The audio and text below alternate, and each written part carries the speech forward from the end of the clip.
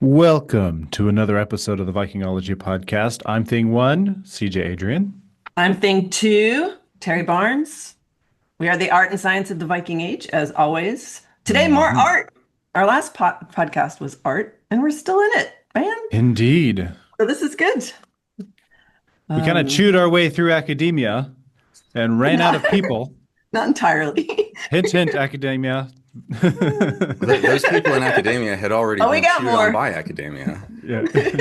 We got more. We got more coming. But today we have an author. We have Greg Amato, who's also in the same town that I am in. Yay! Yay, Portland, I guess. And we're going to talk with him a little bit about, well, I think it's a little bit different. I don't know that we've had, well, maybe other than Ian Stewart Sharp, we haven't really had anybody who has really done in like the fantasy kind of genre. A lot of people who do historical fiction set in the Viking Age, but I don't think as maybe wild and crazy as it sounds like Greg's stuff is. But so anyway, by way of introduction, you are very interestingly, in my estimation, a former FBI cyber intelligence analyst who gave that up not that long ago in order to be a full-time author and switch your brain over to the fantasy world of the Vikings. And you have a trilogy that is what Spear of the Gods saga. And you have been so kind as to give me signed copies, which I'm sure will be worth millions and millions of dollars in the future. So if I had children, it would be their inheritance. But you've got the first book, Bird of Fair, and You might then need to sell them for Bitcoin, but yeah, yeah, hugely valuable. the second book, and now the third book is to come and is what is on a Kickstarter campaign, right? Yeah, the Kickstarter supporters will get that in November, Okay. and it should be available retail in December because the Kickstarter people, they're the earliest, they're the biggest supporters, they get it first, among Nice. a bunch of other free things. Yeah, as it should be, right? But so I like this from your website, but like give it anybody a hint of like what they're in for. Imagine a past much like our own, only the myths and sagas of Norse legend are all true. Vikings roam the northern seas in search of plunder, while skalds compose poetry about great adventures. Sorcerers manipulate unseen spirits and runes to cast powerful spells. Dragons and undead draugr, I do the modern Icelandic pronunciation, hoard gold and other great treasures. Dwarves forge magic swords, change shape, and brew incredible mead and ale. Ah, after yourself, right? You're also a beer brewer. Oh, and Odin is a massive asshole. Uh, That last point is a good one to remember because the portrayals are so often the opposite, even though it's very clear what his personality is from the myths. you can be a wise old man who's also kind of a dick, right? Like, I mean, I didn't say he wasn't wise, right, but he right. is also a massive asshole. Right. Okay, and then you say reading these books reportedly causes excitement, laughter, and loss of sleep due to an inability to stop at a reasonable hour. Longer term effects involve a sudden need to go outside and have an adventure, which could be dangerous. Ah, I think I love that. Welcome to the podcast, Greg Thank Amato. you so much for having me on. You're, you're welcome. All right. Well, My first question so is, how many yeah. hours have you logged in Skyrim? So I played Skyrim a long time ago before I was actually trying to write for a living, and way too many at the time. And then eventually, I stopped video games just about entirely, Hmm. and got serious about writing. Around 2018 was the time I thought, like, I can't be putting together gaming desktops anymore. I can't be installing games and doing this. Like, I have a full-time job and I'm trying to write books. It's just not enough time to do that. And so, since I got married, we have a stepdaughter. She's now in college, but I met her when she was 12, and so some video games were involved, but they were more like family activities, short breaks, not the many hours crafting iron daggers in Skyrim in order to get the crafting ability up, or I don't know, punching a rat in order to get your unarmed up. I have vague memories of that, but and yeah, it was a fun game, but I should not go back to it. You're also a D&D guy though, right? I'm definitely a D&D guy. We have an excellent DM. He's actually one of my two beta readers for my books. And we just a couple months ago finished a campaign that was over 3 years old. It was great, in fact. The campaign was great. The end was also great because I got the kill shot on the big bad with a spell casting from my bard. So I was extremely happy about that. It's really important to have a DM who not only creates an interesting setup for you and your characters, but then rolls with how the personalities want to play. It could be the personalities of the people or the personalities that we're playing from our characters. And so a lot of that minimizes the need for, huge stats or big items or getting as powerful as you're going to get, which is, something big in video games. But when you have an organic storyteller there, you kind of want those softer details to get put into play. So when I mention like, how am I climbing up this ladder? I'm going to be more specific maybe than I need to be. I'm going to say like, all right, well, I'm going to tie my crossbow to my belt. And so later in that scene, when my character flubs a roll and falls off the ladder and then has to recatch, he would have dropped his crossbow, except my DM remembers and encourages these details, like you tied the crossbow to the belt. And so I'm able to recover that. That's just like one really technical detail I can remember. A lot of the rest is just interactions with other personalities that the DM has created. And so what you've got then is this amazing story that's coming to life organically, which is a different experience from the really polished version of storytelling that you get in a book or most books or a movie, most movies or TV. And that's it's a different kind of thing, and it's an experience that we don't really have as much. And when I started doing that, I found that that was something I really enjoyed, and I get a lot out of it. Like it's fun for me, and it's also stirs my creative juices up. So do you roll for your characters in your books? Like you're writing along, you're like, let's see where this goes. And then you roll, like this character's going to go do this thing. Okay, I'm going to roll for him. Oh, shoot, it's a one. I guess I have to No, take this in a different direction. Wouldn't that be fun though? it could be. I mean, you've got lit RPG where I think that might work out pretty well, but I have a definite idea of what is going to be happening, and usually it's a matter of how. And if I need to make a decision, it's a matter of thinking about motivations a little bit more than rolling. Because rolling, I might miss a joke or the ability to do something awkward and hilarious, and I'm going to take all those. I mean, I don't know if you got to read any of those books, but they are filled with dirty jokes and humor, much like many of the sagas are. Only they're a bit more. They're sometimes explicit, but because the Norse humor was so understated, a lot of mine is as well.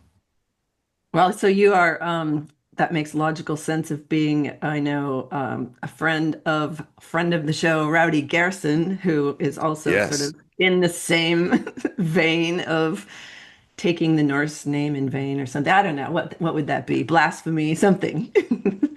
Yeah, the desecration of the Snailfest shit scary being first chapter in what was that? Scandinavian aggressors. Yeah. Yeah. Or Norse, what is it? Norse mythology for Bostonians or something. Anyway. That Yes. was, I think, now I'm not sure. I thought it was Scandinavian aggressors because he was going around to different places in Scandinavia and researching these people who were like these uh, new Vikings, basically. Yeah.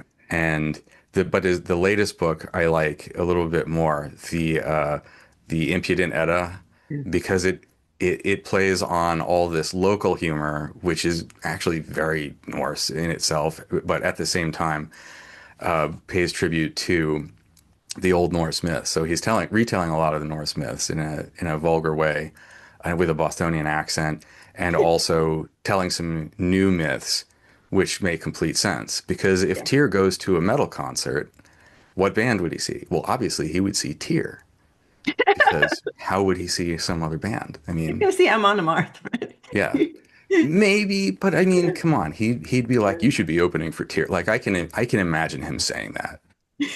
He had to say I'm on a Marth. He went on Grimfrost podcast. Yeah, yeah. Yeah, Oh, yeah, I mean Tyr himself. yeah, But yeah, yeah, yeah. Oh, okay, no, yeah. Rowdy and I are on the same page on Amon Amarth. They're one of the best bands in the world. So how does it I mean maybe it's a logical transition, but so maybe to some people it seems counterintuitive that you would go from sort of the mindset of an FBI analyst into just like complete like craziness with writing about fantasy things.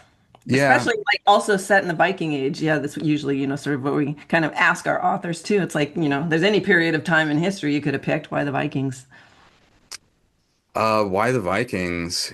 Well, let's see. One is the transition from FBI, and one is why the Vikings. The why the Vikings is the older answer because I've been interested in Norse myths since I was like 15 years old. So it's over 30 years now because we were studying Greek myths in English, and I they were okay, I guess, but I was interested in the Norse myths, which I had heard a little bit about, and it was that point at which like you heard a little bit, and you're just like, I want to hear more about this. This sounds interesting. Not that you know anything about it, so I asked my English teacher, who was really good, and he put a copy of Kevin Crossley Holland's The Norse Myths in my hands. And he's like, some people criticize this for rearranging the order of the stories, but I don't really think that's that important.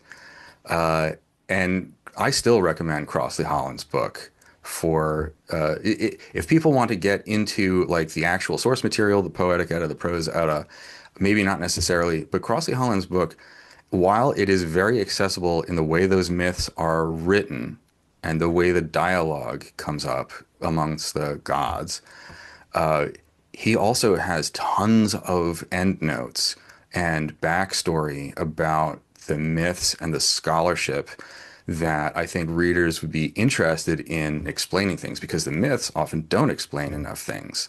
Oh, the other thing great about Crossley Holland's book is it has a glossary. And if for people who have read a lot about Norse myths, it's just like you take in words like Ymir and Magni, Modi, and all the names, and it's not a problem. When you're just starting out, all these things are really hard to keep in mind. You don't even know how to pronounce any of them. And in fact, having access to any pronunciation guide is a relatively new thing as far as my experience goes, because when I was in high school, nothing like that. I didn't know of anything like that. Now you've got like you use modern Icelandic pronunciation, and the videos I've mostly watched use reconstructed Old Norse pronunciation. The fact that we have the ability to talk about even the differences between those two, or any idea that there's even a difference between those two, is truly a testament to how far things have come. So when you're trying to keep the words in mind, if you don't even know how to say them in your head, it's pretty hard to remember them. Hence, the glossary is really helpful to go back to. That is a great beginner book, even if it is not the direct translation of the prose or poetic edda stories. So how did I get to from there to fantasy? Well, I had a time in like 2007 when I just wanted to read all the background of Robert E. Howard because I was interested in Conan and I was really into sword and sorcery. And there were like 5 or 6 compilations that I read. And instead of a wandering barbarian having adventures, I thought, well, wouldn't it be a lot more interesting to have a wandering wizard having adventures? which is a little anti-sword and sorcery because magic tends to be suspicious in those stories. But I was like, well, that I don't like that. That sounds anti-intellectual to me. I'm going to do something different. And so I tried doing something different, but what I started writing was not a straight wizard. It was very quickly becoming a bard, a storyteller with some magical ability, but not a ton. And also having to think his way out of situations and telling stories within the story. And the stories he started telling were the stories I already knew because I had read so much about them, read so much about Viking history and culture. They were Norse myths. And so I briefly thought, do I like rewrite Norse myths into something different, make my own world? I'm like, no. This sat around for a lot of years because that initial burst in 2007, it gave me a lot of characters, but didn't give me a plot through line because I didn't know what I was doing writing novels at the time. And then in 2018, I got serious and I got a more of a clear plot through line for that book and for the trilogy. It became really clear as I had read more and more esoteric stuff in academia and as far as exposure to sagas that weren't as common, things were more and more interesting to me. And I saw more and more of this fantasy world. I mean, Gangu Hrolf Saga has a dwarf who cuts off guys' feet and then gets forced to put them back on. There are multiple archery like saga battles with archery where the arrows are launched and come tip to tip, like in what you would consider Asian martial arts movies today. But that's a trope in multiple sagas. Gangu Hrolf's is one of them. On Bowbender is another, I think. And these heavy fantasy aspects were the parts that I was the most interested in. The reconstruction of like how did these people view the world was what I thought was most worth recreating. And nobody had really done that. I mean, the closest there was kind of sort of a thing done by Harry Harrison, but he did it co-authoring with Tom Shippey. Tom Shippey was using an alias, I think John Holm, but it was really Shippey whose know-how drove that. Where instead of just straight historical fantasy, where you're just dealing with humans, you're just dealing with ships, weather, whatever, you do have gods playing something in the background. You do have some of the magic of the time. And then what he does is he does rewrite history where the Great Heathen Army has a very different experience when it goes to England. And the details of that are largely drive the first two books, I believe. And what ends up happening is that Norse religion comes to be a power in the world, in that area of the world, and it rivals Christianity. And so, with that being not necessarily an institutionalized religion, but something that is, okayed by the state because the guy running things is of that persuasion, you have more standardized practices like, people will wear the symbol of their patron or matron god. So, tier folks probably wearing a sword or maybe a hand. He does some of his own rewriting of myths or reconstructing of the myths, and I think that's fair because we only have the 13th century version of every story. Some of those you can date back with, with the language is very old, but I think a lot of the plot aspects are still very suspect. What are we missing? What got changed? What are the entire stories we don't even have that would inform us a little bit differently? And so one of the things he does in that book or that series is he makes Rig and Heimdall different gods. And the Rig folks would wear like a ladder symbolizing the ascent or maybe descent of the social classes, whereas Heimdall would probably wear, or I don't know, I guess sword would work for that too, maybe a ram's head or something else. I haven't read those books in a long time, but they had a pretty big effect on me, like this is awesome. I want more of this. But I never did find a whole lot more of that. So when I wrote it, it definitely wasn't in the same kind of way. It was still informed by a lot of that history, that culture. I didn't want to make it anachronistic socially or technologically or, as far as what people would talk about. But I did want to make it written in a modern fantasy novel style. And I have a dirty sense of humor. In fact, my sense of humor links in with the old Norse sense of humor very well. So I just modernized that to make it more easy for modern readers to read. And that's how it became fantasy. All those things kind of coming together. As far as the FBI transitioning part, well, the FBI was what I considered to be my longtime career, 2010 to 2021. And without going on a rant, I'm just going to say that I was a lot less satisfied with a lot We of can edit. things. Yes. Yeah, Don't get us in including trouble with the like, federal government, Greg. well, Go ahead. I'm in you're France. gonna I'm get me safe. on, you're gonna get me on a list. Uh, We'll be escaping to France to seek shelter with CJ. yes.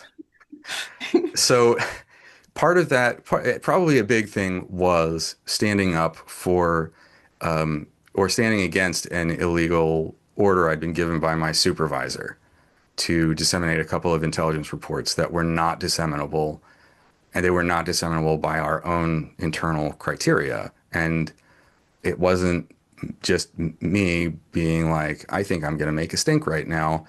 I talked to multiple other people, like the reports officer for the office, and it was clear, like it wasn't ambiguous. These were not okay. This was clearly some kind of favor that had been called in, like, hey, can you get me some reports on something? And I was like, this is exactly the opposite. Like, we were trained to say no to this. And lo and behold, literally everything I applied for after that was denied. Or not even denied. They said, no, you can't put the application in for that because then there would be a record of the application. So things at the FBI, as bad as that actually is, the badness of that now seems overtaken by events recently with badness.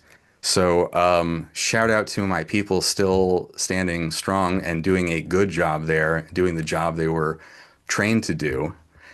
But it was clearly a lot less satisfying for me. And honestly, I wrote a lot of nonfiction there, and I don't know how much of it really got read or made a difference. But I could see that fiction in narrative form was having a big influence. I was one of the foremost people in the office, or I think, the first person in the office to say, hey, I understand that COVID's an issue, but do you know that disinformation around COVID is an issue? And it was really disinformation about almost everything, and the specifics of which would have taken me a week to relate. So disinformation, though, is just weaponized narrative. Well, you don't have to weaponize it. Hopefully, narrative is good for people most of the time. I wanted to have that good influence. I wanted to make a difference. That's why I joined the FBI in the first place. And so, writing fiction, I thought, like, I can show much of the good parts of these old traditions, this culture, these values, these myths, and what they were meaning to convey in story form. And I think I can get ahead of the really, really bad influences who are also trying to use those narratives, but they're actually changing those narratives a bunch in order to suit particular political positions. And frankly, they're trying to scare people most of the time, rather than uplift them, inspire them. Like, if you read Beowulf, hopefully you're inspired at what a badass Beowulf is, and what a good dude Wiglaf is. And aren't those the kind of people we want as our leaders? Not the guys who were gonna run when Beowulf was at the dragon. Uh, but I think some people would try to rewrite that story and be like, listen, if the king's getting attacked by the dragon, you need to get out. Just get out. You got to look out for number one. That is not the moral of that story. Like, I don't care how anybody turns it over. That is not what that story is conveying.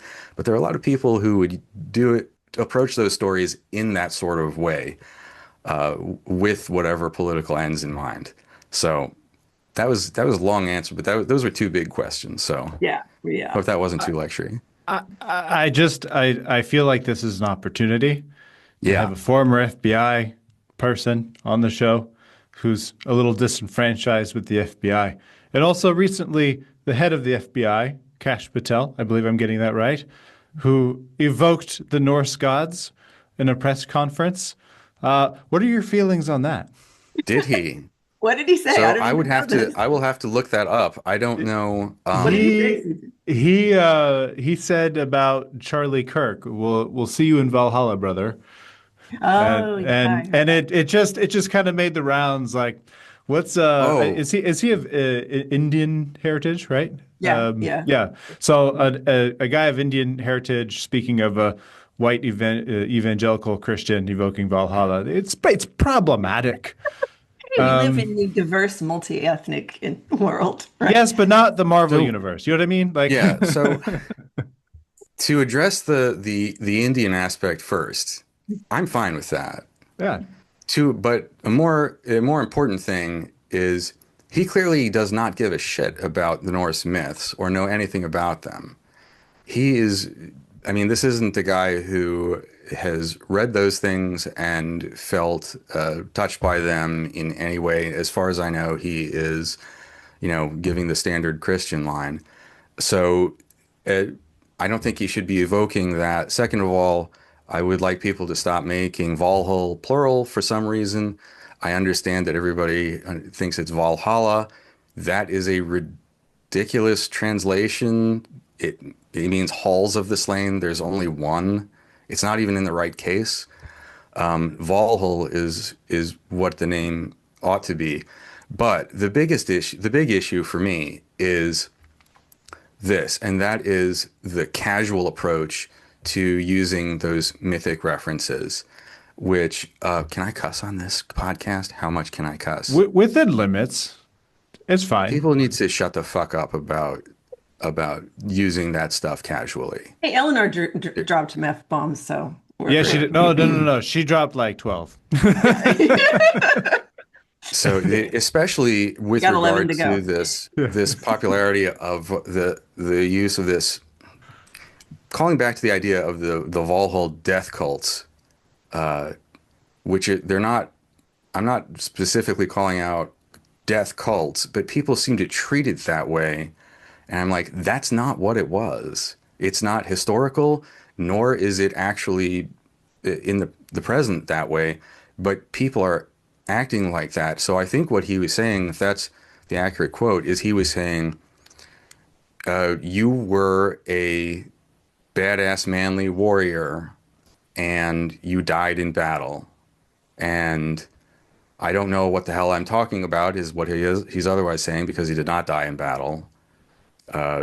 He was assassinated, and that's tragic, but at the same time, he was also not somebody who would have countenanced people like me believing in things that I believe in this country. So I wouldn't make him a hero, and I certainly wouldn't make him a hero with the verbiage of Norse mythology. And the fact that people think they can just use that kind of thing casually and evoke all this imagery as if it's no more than like a reference to Star Wars is absurd. First of all, the people who believed that stuff, because it was part of their world, they are dead and they can't speak up to defend themselves. And so using that is kind of, it's not just casual, it's a cowardly thing. The second thing is that there are modern adherents who believe in that stuff. So if you want a casual approach to, like, you know, I don't know, Jesus, where he's evoked for something that is clearly wrong and not to described by his personality in the Bible or some other thing that your believers would not appreciate, well, then don't do it to other people. I really don't care how many adherents a belief system has. That doesn't matter. That's not how the U.S. system is set up for freedom of religion. And I hope people will take a little bit of a more ethical approach toward using those sort of references. I took it very seriously when I was using that stuff to write fantasy. I wasn't just using Norse inspired myths or creating Norse inspired myths where it's Norse inspired because I got a big bunch of big dudes with big axes wearing too many furs, but only on like one shoulder because you always have like one shoulder and then, but nobody's going to stab him in the nipples because those are always exposed. And trolls. Fine, that's Norse inspired, I guess, kind of. I really wanted somebody to do something, take the time to reconstruct that time period and beliefs and magic as well as we could. I know a lot of that information is contradictory. You have to make decisions as a creator, and a lot of the information is missing. But at the same time, if you approach it in a non-casual way, then the approach does not lead to any kind of vague or wrongly wrongly directed references to Valhalla. So yeah, I we talked about that at Worldcon. There was a good panel on it. I actually suggested that panel, and when I went to go see it, I was very pleased with the discussion they had. Terry, remind me who it was that we had on the show who talked about the patches that the Ukrainian military guys were wear, that has some of that Norse mythology iconography. Same with the Russians. Like it's interesting to see that both sides are wearing it, but also in the U.S. Armed Forces as well. It was the Yeah, it's Ross Downing, and yes, Ross Downing. Yeah. we had him on, I think it was earlier this year, maybe like January or something, but and he's been on other podcasts too talking about this, but Yeah. he had a book just out earlier this year that he co-edited with another and he's academic, but he works, so he's got academic training, but has translated that into yeah, the whole kind of working with security and governments, and Greg, I think maybe one of our coffee sessions, maybe I've mentioned him to you before, but he Yeah, talks his book. The book is what is it? Germanic and Slavic paganisms, but just talks about because they do consulting too with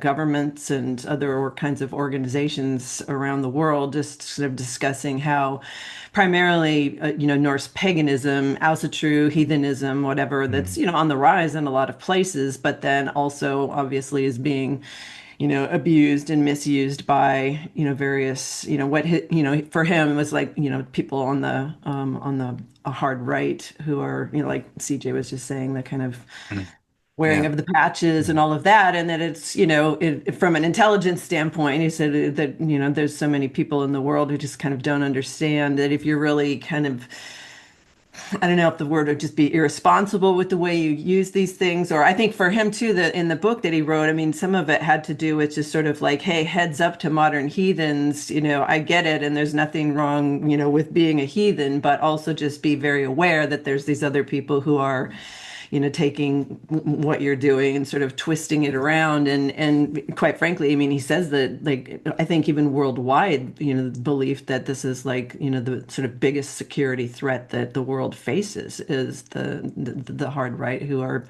some of which are latching on to this stuff. I mean, it's interesting. I'll have to say just one last thing of like how, and I saw, who was it? Oh, Claire Downham, who actually has been on the show before. She's an expert in Norse stuff in Ireland. She's actually coming on again in another couple of weeks, but she had posted something on Blue Sky about how some of these hard alt-right people and the co-opting of various Christian symbols. And I'm like, and that's very interesting to me because they're also co-opting some of these Norse pagan symbols at the same time. yeah. So anyway, yeah, a long way to Yeah. say it was Ross Downing, CJ.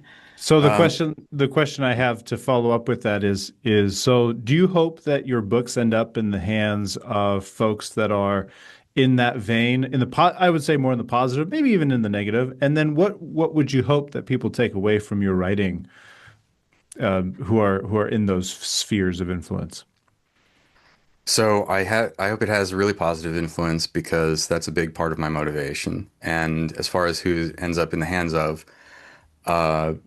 of course, I want it to end up in the hands of people who are already going to be positive on this kind of subject. But I also want it in the hands of people who are at risk of consuming that disinformation and being fed a bunch of symbols and vague images and vague messages and taking those meanings in an implicit way to mean that, yes, these things support all these very extreme alt-right ideas, which they don't. I want my books in the hands of people who potentially are considering joining exactly the wrong kinds of organizations, who are listening to really terrible influencers, and who are either have or are considering getting tattoos with hate symbols or which would be hate symbols, because my books show a different way. And they're not showing a different way because it's like, well, I'm just going to take Vikings and make them woke. That would be inappropriate in and of itself. The people need to be represented in an authentic way. Now, at the same time, I can represent anybody from that time period I want, and I'm not going to make the assholes the heroes. So, but at the same time, prohibitions on thraldom or slavery, prohibitions on raping women, the prohibitions on fighting people who are less strong than you or not as big or well outfitted, fighting on equal terms, being vulnerable, in other words, because that is part of being a dranger, being a badass, is that sense of fair play. You don't take your 25 ships and fight the guy with 10 ships with all of them. You hold back 15 of them. All those things are right out of the sagas. Hrolf Kraki is described as the most magnanimous of kings who treated his lowest subjects the same as his biggest lords. Arrow Odd Saga, he says, "Oh yeah, these are good rules. I approve these rules."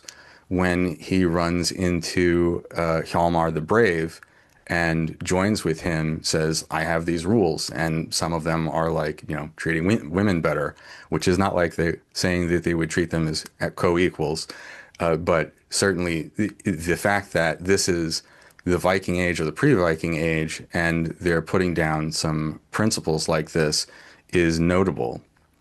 I actually donated 30 copies of Burden to Bear to the Oregon State Prison here because I wanted it in those spaces, in those realms, and I wanted people exposed to some of those principles, but also the practices of the magic, the way they viewed gods, the way they understood those myths.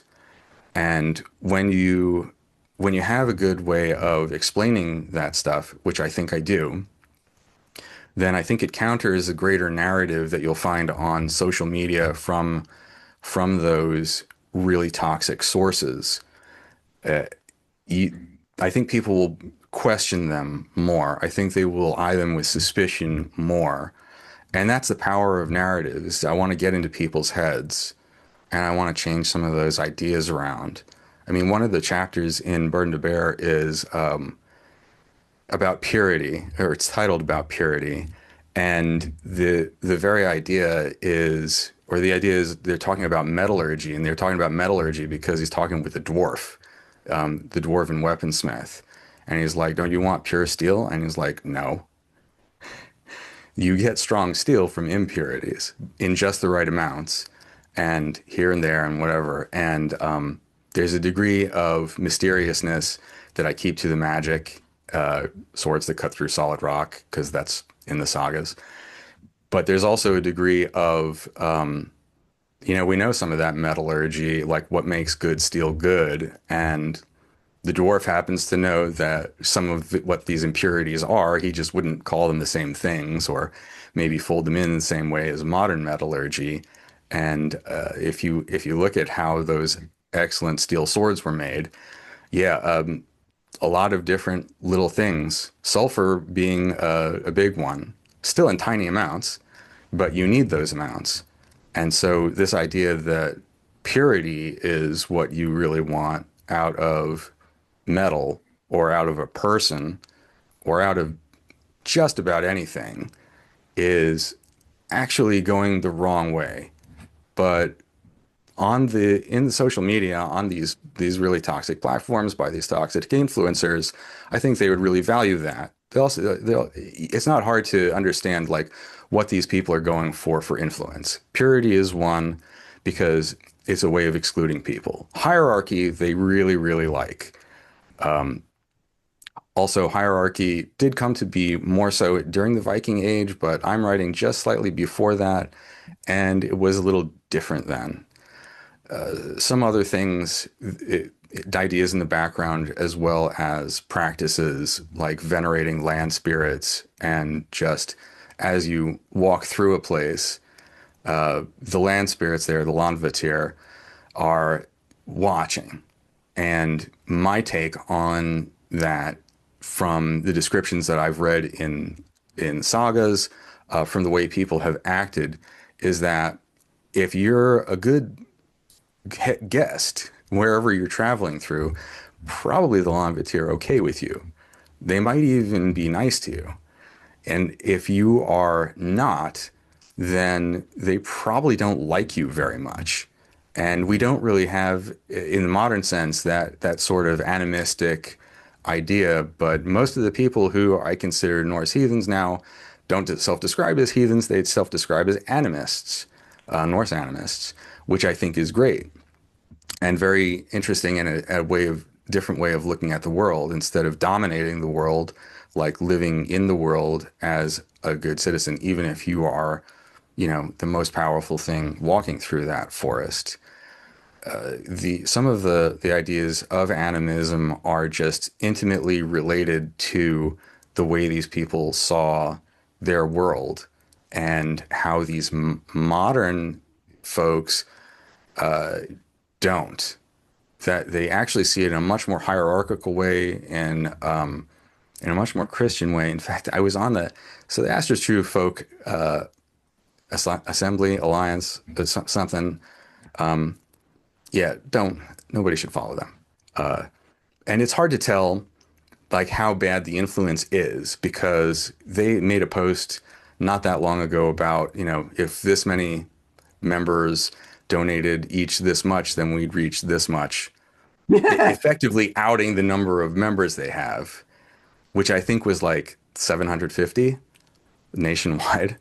So not much, which is good because they're a folkish group, and folkism is what it was the precursor to Nazism. But they're not even really Norse mythologists. The head of that organization said something like, "I'm here to carry out the will of the Aesir." And I thought, that is the most bizarre statement you could possibly make. No Viking era person or migration era person would have said that, like, I'm going to carry out the will of the Aesir. Like some of the saga heroes were like, I want stuff from the Aesir, so I'll sacrifice, but I'm not looking to find out what they want in the world and then do it. And then others are just like, yeah, Odin's really suspicious, but we're going to pray to Thor and hopefully he'll make the storms calm or not too bad or pray to local spirits for some other kind of benefit. But finding out what they want us to do, like some plan in the world, and then executing it seems alien to me, and it would be alien to these people. So the brand that they're pitching is weird and strange. And they're on the right. I don't know of an organization that really is on the left as far as Norse heathenism. I guess you could call that the Troth, but the Troth doesn't seem very active. And they put out some good translations. I actually wrote to them about contacting Ben Wagoner, who Hmm. did translations of the Hrafnista sagas. So Arrow Odd and his father and grandfather and On Bowbender, which are some of the best sagas to me. Like lots of fantasy stuff, really exciting. Hundreds of years of epic adventures and warfare and magic stuff, magic arrows, magic swords, whatever. But I didn't get a response, and that was just a little strange to me. So I'm not even sure how active they are anymore. I think there are a lot of people in this gray space, and I know that it's popular in sort of imagery and thematic material in law enforcement and military, but it's really hard for me to get a handle on how is that being influenced and what do those people believe and what do they want out of all that stuff. So where is all of this going? I do think it's important that everybody who wants to have a good influence on this, who wants to see this stuff be a good influence, be aggressive about it. Like that was part of me writing the book. I'm taking a line on a lot of these subjects and I'm making my villains effectively some of these toxic personalities who would not fit very well in that, but who also fit with villains in some of those sagas. Where that leaves us, I'm not really sure. None of this stuff was nearly at its peak that it is now when I was an analyst, because I was a cyber analyst for most of my career, but I started on domestic terrorism. So I was domestic terrorism 2010 to 2013. And the people I was looking at for, among others, white supremacist extremists, but they weren't very active in Oregon at the time. And now I think you have a very different sort of thematic material where it's almost all it's this very cynical use of the thematic material of Norse myths and symbols, but it's not necessarily feeding into any Norse heathenism. It's feeding into this greater, like, kind of a swirling narrative that I don't have a good name for. Maybe Christian nationalism or white nationalism. And that's very different than it was even when, 10 years ago, 15 years ago. I'm not sure CJ. where that leaves us. I'm definitely interested in that book you did give me. I Yeah, just yeah, like, gosh, it's worth it. Even if like I think I even just sent you like the PDF of the introduction, which I share with my students, so it kind of gives a good overview. But CJ, this like it brings to mind for me, like I don't think you and I have ever talked about this as far as like with your books and what your intentions are, and whether or not you've ever had any concerns like this as far as, using the Viking Age that would be appealing to people that maybe you don't really want to appeal to. And then also, I mean, now that you're in France, I mean, you haven't been there that long yet, but any sense of like what's going on with this in this regard over there, like what the equivalent is, or if there is one. Hmm. I mean, with the books, at least, I'm not worried about those sorts of things because my character's not, he's not immersed in the Norse world like some other characters I've seen in historical fiction, where, and in fact, I think I've had people say, "Oh, I'd like to learn more about the Norse myths." Well, my character doesn't really grow up in the Norse world. He's, marooned in Western France and learns Christianity first. And then when he goes back to become a sea captain, because he's just that kind of person, he starts to learn about what the people there believe. But then it's kind of a matter of expediency of like, okay, Egil, I get it. You're praying to the spirits, but like, can you put your pants back on, please? Okay, great.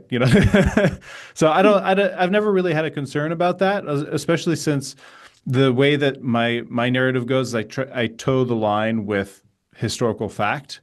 And so I include a lot of elements that are historically that we know to be true historically that don't jive well with the belief systems of people, say on the alt-right, or I've seen people on the very alt-left also misuse some of these same symbols. They're just, I think there's an aesthetic to them that people in extreme circles like to use, they like to use them because of the aesthetic of it. But it's all for the same, under the same guise of, counterculture.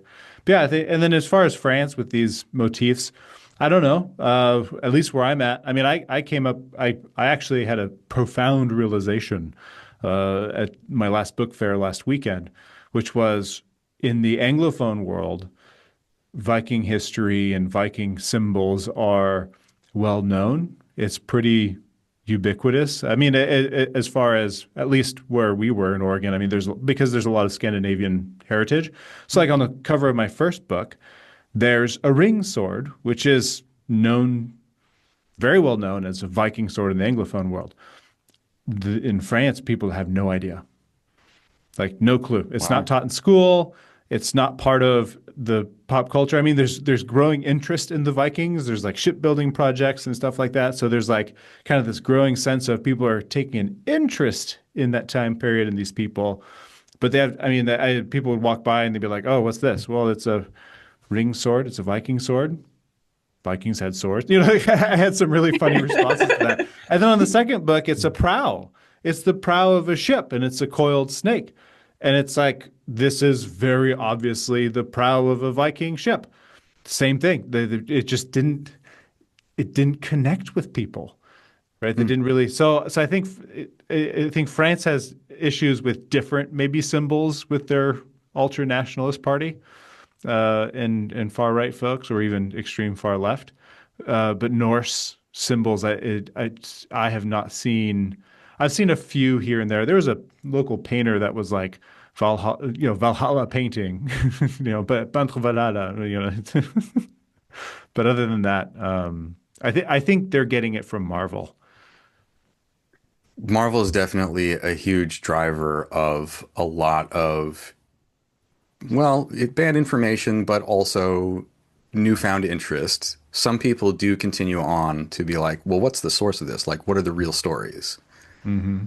Having a means for them to come into that is really important. Not just a means, I mean, like lots of means, because people are coming at it from all ages, all perspectives. And there's a little bit of an attitude I don't really like that I see online sometimes, even by the good communities. And it's like, well, they can just read the prose and poetic Edda. Like, those are accessible. That's fine. Like, they don't need this other stuff. And I find that a little bit, it's a little bit elitist.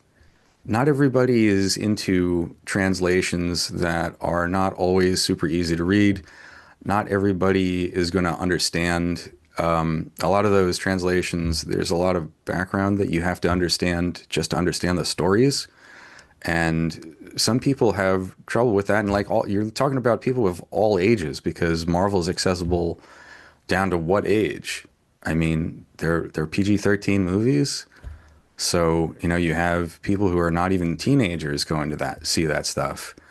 Kevin Crossley Holland's book is one good resource. Having other stories that use those myths, but use them in more accurate ways, in more interesting ways, in other pro-social ways, also really important. And the Marvel stuff, I'm probably never going to praise them for the way they kind of recast Odin as this nice old man, if narcoleptic for some very strange reason, with a ridiculous costume. But at the same time, I don't consider them to be like really problematic. The toxic right wing influencers who are trying to scare people into these narratives that they are oppressed and that they should kind of throw their faith behind this very authoritarian style philosophy. Those are the people I'm like, get off my lawn. This is my stuff. This is our stuff.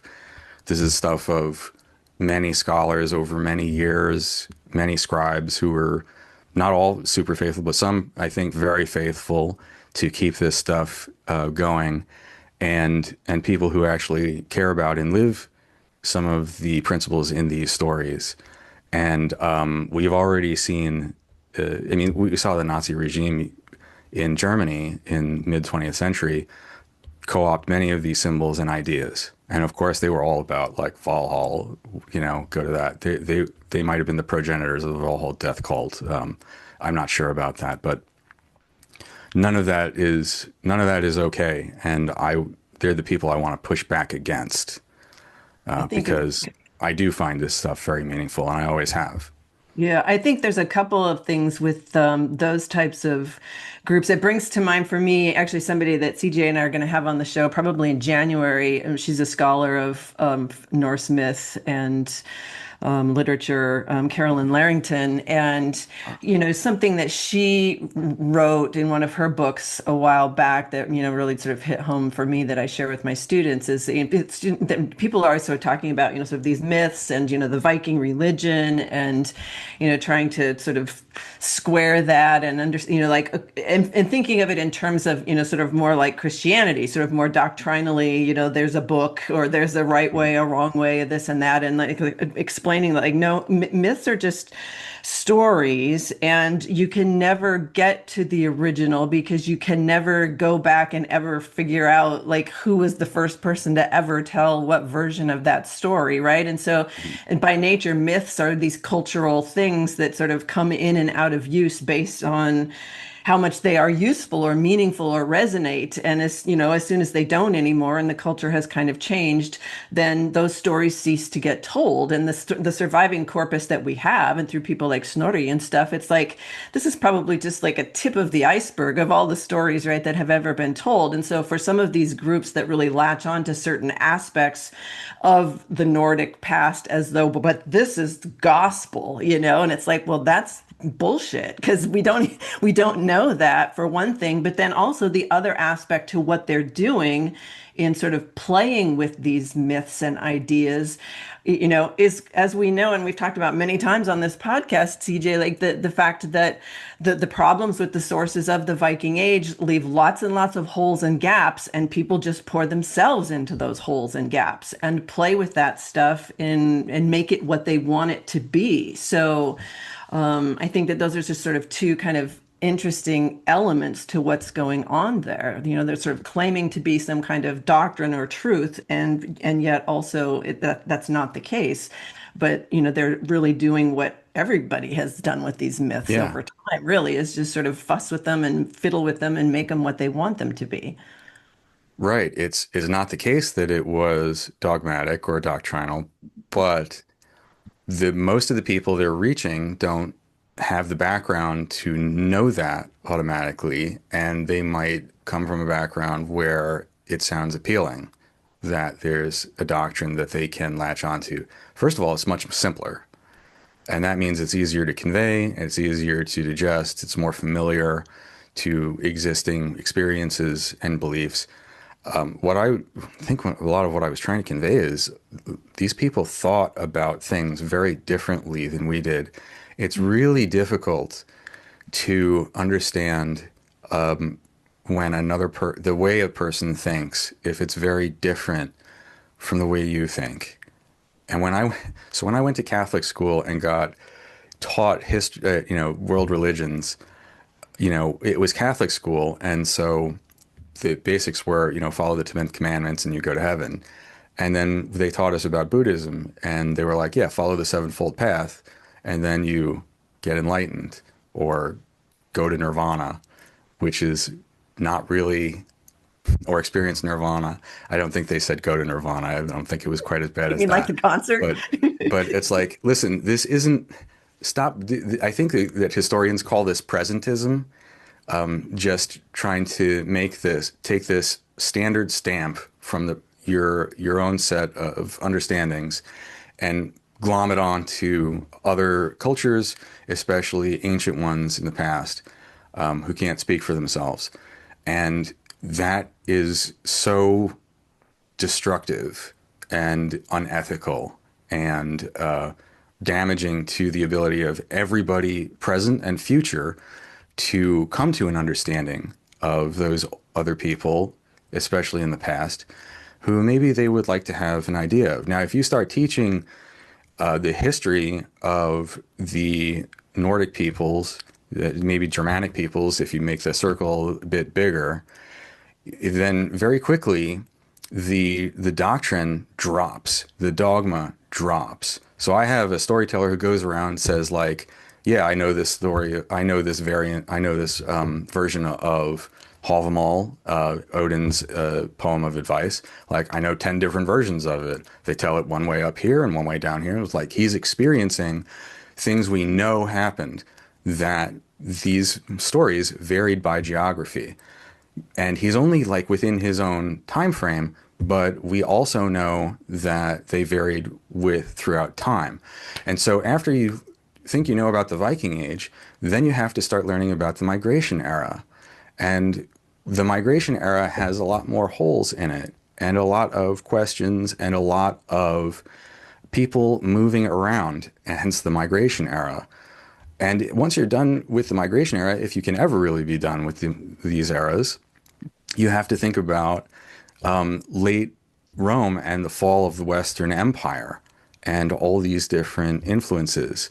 And I think once you get to the point where you realize, wow, references to Odin go back a really long time, and a lot of these other Norse gods, and they just weren't thought of in the same way from Germanic tribes in the fourth century to when this stuff was written down in the 13th century by Christian scholars. When people start to realize that and have an appreciation for change over time, and then they realize, oh, things like luck and fate, we still have those words, but the concepts back then were not the concepts that they are right now. Then they realize that, you know, it's doctrine based on any one point in time from any one particular place isn't really doctrine. It's just this minority report from, you know, a minority of the tellers of such a story. Understanding that level of nuance and subtlety and change and appreciating change, I think helps inoculate people against the more simplistic kind of rhetoric that a lot of these would-be gurus would try to sell them, CJ, are along with you their. like trying to like teach history in that way in your book? I mean, I know you include historical notes and stuff, so if people want more information about the real Mm. history, Hmm. but I'm not, so yeah, yeah. I'm not trying to teach, trying to tell a good story. And if people learn something in the process, all the better. But they don't have to. And then there's the historical note for the people who are curious at the end. So yeah, I mean, it's my first couple of books I wrote, I did try to teach in them, and then they just didn't come out as well, right? You have to really focus on story first. Um, but yeah, I mean, uh, yeah, as far as is who's reading it, what they get out of it. I mean, I don't. Again, I don't think anybody who's of that persuasion on the alt right or even alt left or whatever, you know, the horseshoe we've talked about, Terry. Yeah. Um, I don't I don't think they'll be pleased with my books because in the second one I have a black character who's gay, and I think that'll disturb some people. How he gets there actually it makes perfect sense, right? I mean, he's brought up from Spain after a raid, and then he proves himself, and then they're like, "Oh, well, this is actually kind of fun. We should like keep this guy around. He can fight with us, right?" And it turns out, and then actually, there's a great scene in the third book where my character has to wrestle with the consequences of people finding out that he's gay and what does that look like. And so I don't take a neo or a not neoliberal, a woke. I don't take the woke stance of like, oh well, it's okay, we'll just deal with it. No, it's like, I'm sorry, but you're a Neve. I have to kill you now.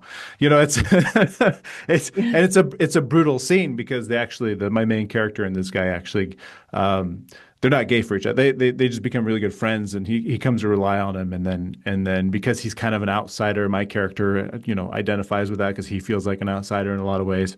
So when he has to kill him, it's a really rough. Sorry, spoiler alert, but I was just gonna say, you're just giving it away. it's okay. It's not the main story. It's the side. Gotta It's work the on side that quest. preview, man. Yeah, it's okay. Well, now people are going to be like, "You have a gay black guy in your book? I'm going to go buy it." Hopefully, I don't know. Or like, "No way, that's Yeah. CJ Adrian's woke." Well, So, that's like that mean, last week when we were talking with Johanna and Kim, when she said like the main, for them anyway, or for Johanna, I think it was the one who said it, like the main thing she was trying to do was just basically, yeah, like you just said, tell a story, a good story, and transport people into another place and time, and that. And maybe it was Kim that said, well, if they want, so much of the real history, they just need to buy a history book because hmm that's not what I'm really doing here, Yeah. kind of thing. So I think it's interesting with all of this kind of writing about the Viking Age, sort of well, and it's kind of like what you have talked about more than once on the podcast, CJ, about the panel that you were on at Leeds, and about how there's just such a spectrum of Yeah. There's a spectrum. people. Yeah. Yeah. Well, there is one thing about my books that one of the things I explore a lot throughout the entire narrative. It is first person, so it is from one person's point of view, but he's curious about the world that he's in. And one of the things that I have felt other historical fiction will fall short with is it seems like these people live in a clean, brand new world, right? And it's kind of like, oh, it was created for the purposes of telling this story. Versus mine, I really try to make it a lived-in universe, a used universe. Kind of like how Star Wars, everything's kind of old and dilapidated, right? Like I think George Lucas did a good job with that of communicating that this is a place where so the relationship of the characters with history is a fun exploration. I think this goes with what you were saying earlier, Greg, talking about, we're talking about the Viking Age, and then, oh, suddenly now we're talking about the migration period and then the fall of the Roman Empire. And so that one of the key scenes in the first book is they're walking on this big open road that, and the Vikings are like, well, I mean, they're Norsemen, but they kind of look and they're like, what is this? And they're like, oh, and they're with somebody who actually knows. This is a Roman road. Oh, who are the Romans? Well, they lived a long time ago and they were really rich. But then one day they weren't really rich and they disappeared. Like they try to piece together a narrative, but they don't really know. So there's a lot of myth making. So then my character yeah. dreams of this like citadel with the shining, gleaming roofs of gold and stuff like that. It's totally made up. But that's kind of what and then when he finally goes to Constantinople, he doesn't go to Rome first, he goes to Constantinople, sitting in the hippodrome and seeing 100,000 people in one spot, where that's what the entire population of Denmark at the time, right? So Yeah. it's all in one spot, and just to just go, ah, and then they're like, we're Romans.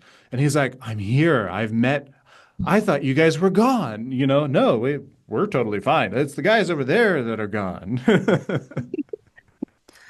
So there are so many cool things from the Nordic story world or just the Nordic world. And I think you hit on a really important point. Tell a good story.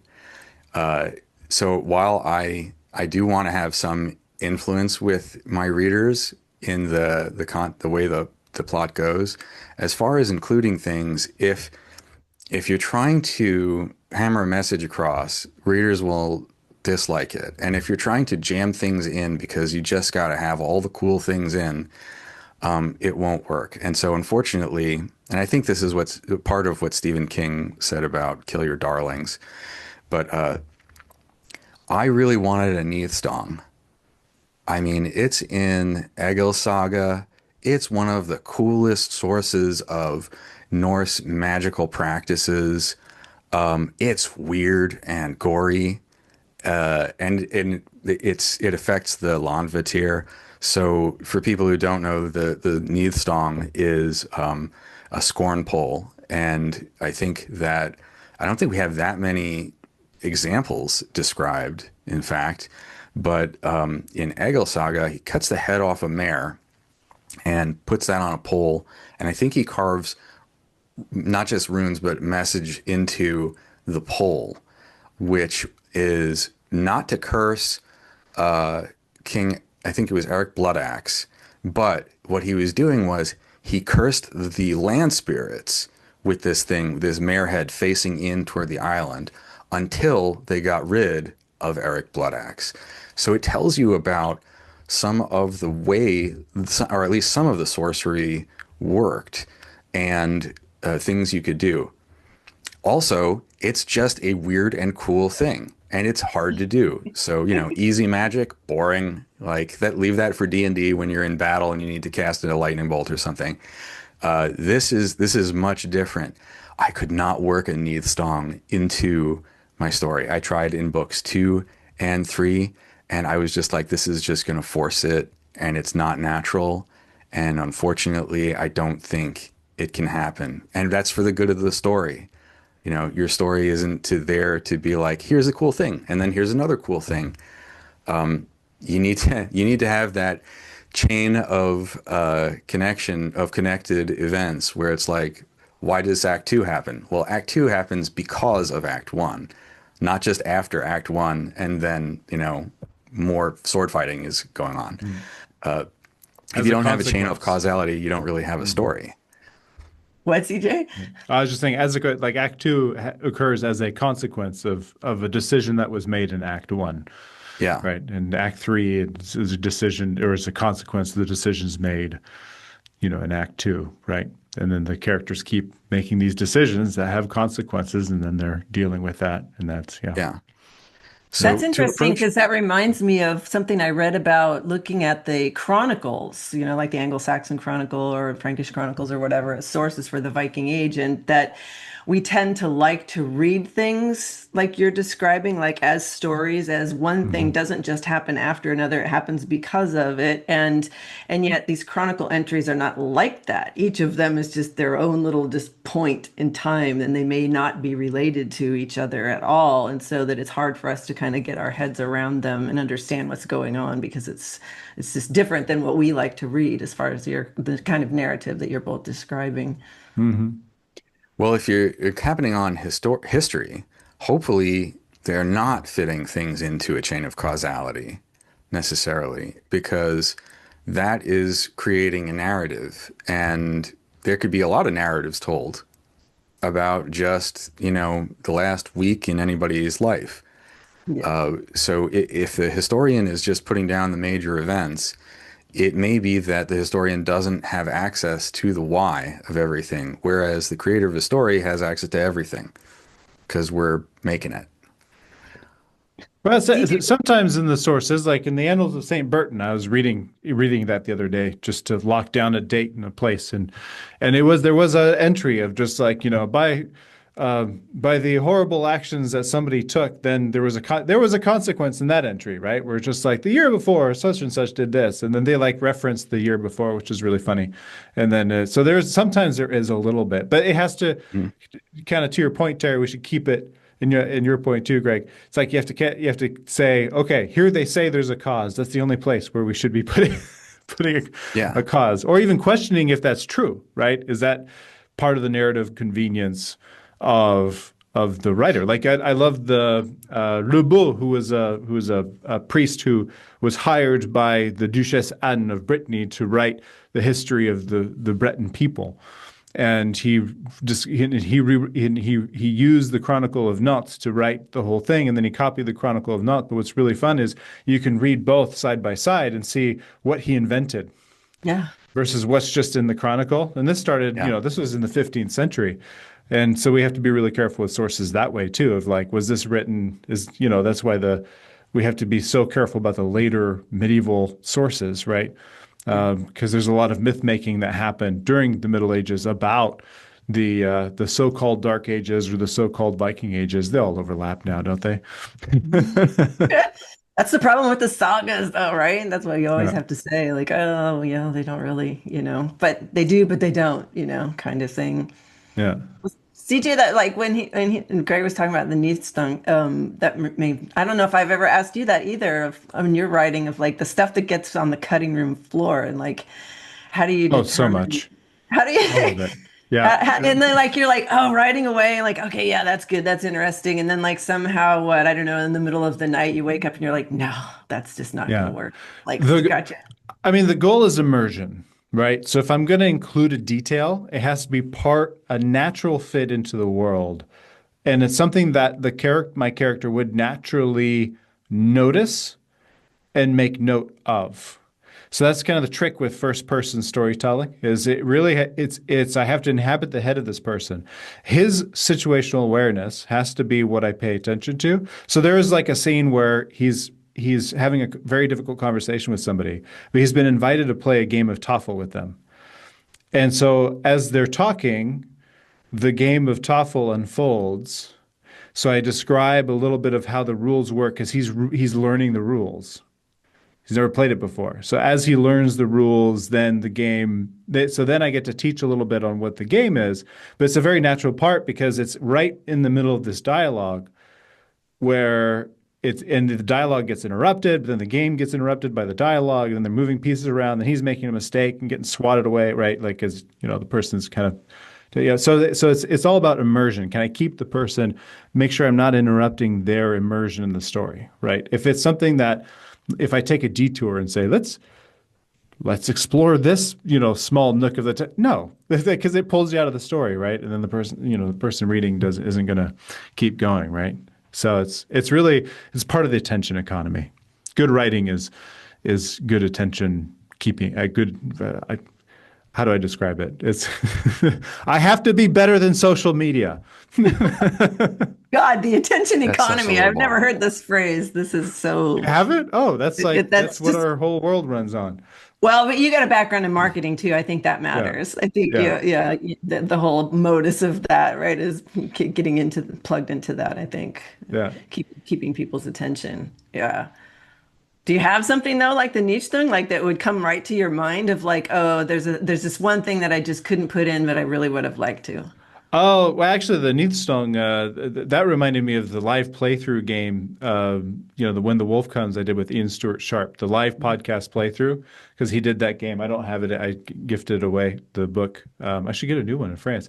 But that was the causal element that roped my character into the narrative for that game was my character was looking for so Ian Stewart Sharp's story, the game, When the Wolf Comes, is the Norse gods won and overtook the world. Then there's a Norse empire, and then by 1976 they're in space and they inhabit 9 different worlds. It's pretty cool concept, space Vikings, right? So he was looking for a sex robot that was his that he lost, and it had an important family secret. So, and my character had to be extremely cautious. He was very like standoffish, right? Like, I'm looking for something. What are you looking for? It's none of your business, right? And then he shows up, and then the other two characters had gotten in trouble the day before or the episode before with the Jotnar, and a Jotnar woman came up with a Neathstong and cursed us all.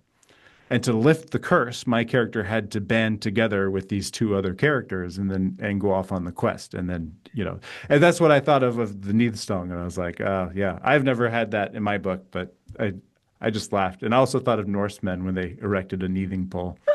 You know what you just did there? I was just on the verge of thinking we're gonna make it through an entire episode and you're not gonna do a character Ah! voice. Yeah. Raise the neathing pole. No, that's my father and brother. You have to kill them now. For those of you who are just listening, I'm waving my hands frantically. Yeah. Oh, well. Yeah. Well, this has been interesting. What are we? Already over an hour here. Yeah. And I don't know, man, that's like an interesting. I mean, we're talking about books, but we also kind of got into like some interesting sort of present day Yeah. darkness, I think, a little Well, bit. do I get signed copies at some point? Like, are you gonna ship some to me, Terry or I Greg, or can. Yeah. I'm, I'd like to sink my teeth into these. This is, That can happen. Yeah, no yeah, problem. yeah, Yeah, I can get them from Greg and send them to you. So lovely. then, okay, so you've got the two. The third one is coming November, you said, right? November to the Kickstarter supporters. That'll Okay. be third book, Fall into Fury. That closes out the overall arc and saga. And then I'm on to something different. Something completely different or a new trilogy involving similar characters? So I'm still going to write fantasy, but the more I researched, the more I researched certain character backgrounds for this series, the more I learned about time periods that I hadn't known as much about. And it started reaching further and further, and time periods, but also time periods for different locations. So, like, you might know generally what happened in the migration era, but I mean, how well do you know about the specific Merovingian court of the Frankish kingdom, or what was happening in Britain during that time, or what happened just before that. And the more I, the more I thought, the more I researched, a thing I became really interested in was the not the end of the Western Roman Empire and when it fell, as much as the latter part of the Roman Empire when it was in decline. So especially late fourth century, and something that really caught my interest, other than a lot of talking heads trying to tell people the Roman Empire fell because of all these Germanic barbarians and outside influence and outsiders. And I was like, maybe they shouldn't have had civil wars every 5 years. Do you think that might have helped the Western Empire? So, and I was thinking about the in Britain, who was in charge, who was in charge at Hadrian's Wall, and what was going on there. Well, I think it's about 376 AD. I might be wrong about that, but it's in around that time period. Actually, probably a little bit before. But Magnus Maximus takes it, just hollows out the island of warriors. I mean, south of the wall at least, takes everybody down because he is trying to usurp the crown. And he comes down from Britain and challenges the powers that be. And I think he has some success at first, but eventually he's killed. Now, again, we're dealing with very limited accounts, but it sounds like a lot of the accounts in Britain were pretty positive on Magnus Maximus. And I think that's probably because he was trying to leave a lot of the local leadership in charge, the people to self-govern, rather than govern from Rome down. And having taken all those warriors out of there, mid to late fourth century, and then not really returning, Rome did not give up that area. But when I looked to see, like, okay, how many people garrisoned Hadrian's Wall between, I don't know, 380 and 400 AD, I can't find the information. I don't know. And I don't know that I think it might be one of those unanswerable questions. I don't think it's just something I don't have access to a translation of. So what was going on there when clearly the empire had a lot of instability, and yet these people were out on the edge of the empire? Who were these people? I think most of them would have been Germanic auxiliaries. So they would have been Germanic people in a Celtic land ruled by an Italic empire, which is interesting because those are the three parts of my heritage: is Germanic, Celtic, and Italic. And what would that have been like? What would the stories have been like? And I started reading some of the stones that we have because I'm interested in the religious and supernatural beliefs at the time, and I started finding things that surprised me again, because I didn't know my Roman gods nearly as well as my Norse gods. So when there are stones erected to or carved to different gods, often they're different aspects of the gods. So Jupiter, Optimus Maximus, Jupiter the Great, the best and the greatest. Sure, probably that's that's fairly familiar. I mean, I think they do that chant in the series Rome, which everyone should watch, by the way. Hmm. But Mars the healer got me because that's not what I was expecting. Mars, I thought, was a god of war. I know that not all the Roman gods versus Greek gods were one for one. There's maybe some differences, but my understanding was that Mars was pretty bloodthirsty and, kind of a guy who just slaughtered people. But of course, I understood that I didn't know what I was talking about, and it does make sense in some ways. You think about it, people out, especially that far out at the edge of the empire, who were used to battle, who were used to, all kinds of fighting on their own and together, they would need some sort of at least basic first aid knowledge for one another. I'm not sure that you could do it quite like, hey, we've got our party and we've got the healer to cast the spells. I was like, no, I don't really think so. I think maybe, Titus is going to have to sew you up. And Titus is like a 17-year-old who luckily has a little bit more stitching experience than the next person. I'm not sure exactly how that worked, but thinking that through made me want to focus on that area of Hadrian's Wall where you've got the Picts to the north, you've got people to the south who maybe they are friendly, maybe they are not. I think generally they were friendly. What was military life like there?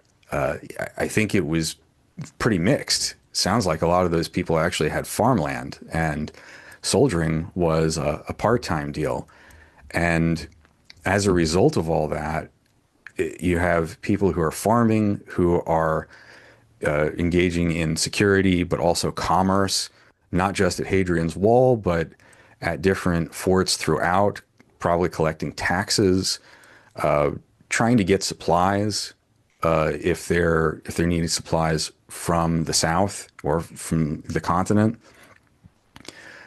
You'd have these mixing of the different Celtic stories, like really old Celtic stories from Britain, but probably also from Ireland. Ireland's not that far away.